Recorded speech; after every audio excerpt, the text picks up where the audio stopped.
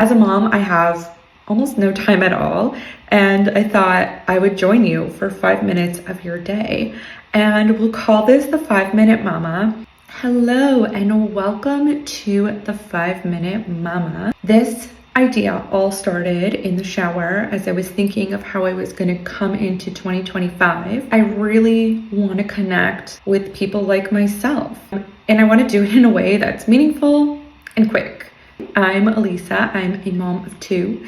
My oldest daughter is almost 4.5, and my youngest daughter is 15 months. I am coming from a place where I am over 1 year postpartum with my second, and I don't plan on having any more babies, and that's totally cool. I do work full time, so this is more of a creative outlet for me, and it'll just basically be educational, inspirational, fun, comedic comedy, 5 minutes of connecting on topics that other like-minded mamas face. Since it's 2025, in just a few days, I wanted to talk about a few key things going into the new year that moms will stress over, and give you some things that I think about so we can kind of connect. And if you have any comments or questions, please follow me on Instagram and we can continue that conversation.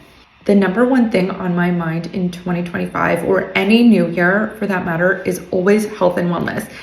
And I say this with a grain of salt because it should really be on all our minds all the year round. But I want to also preface this by saying I did lose 30 pounds this year. So clap, clap, clap for me, but the work is not yet done. I think I have gained back some of the weight, but staying mindful about my workouts and eating clean all the time is daunting. I know I've put weight back on, and that's okay, because in 2025, we're just going to keep working at it and keep trying to get back to that place of health and strength. So my tips for health and wellness is to really start small.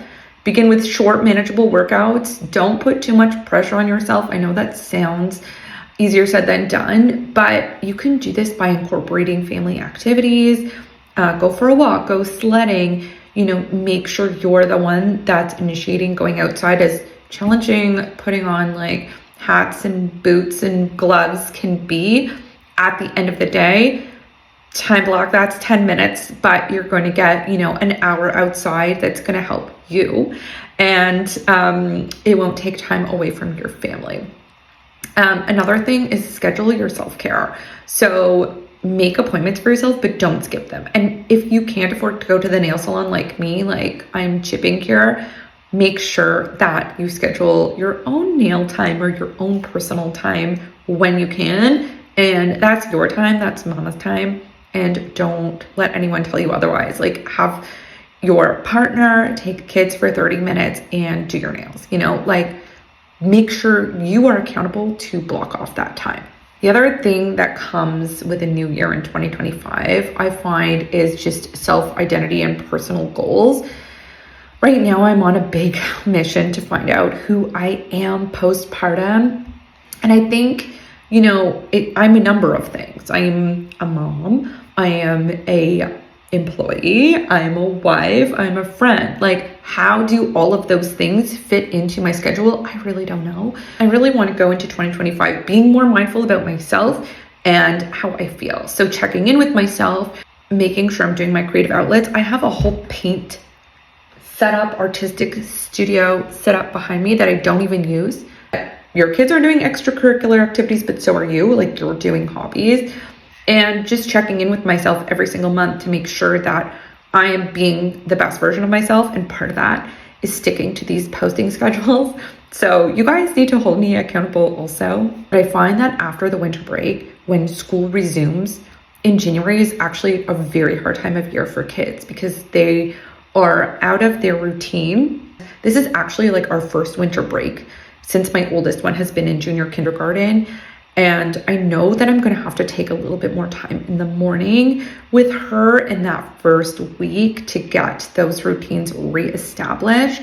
So whether that's maybe myself waking up, a half an hour earlier to get myself ready to feel good about myself for the day so I can put that energy into my daughter so she has a good day, especially in that first week.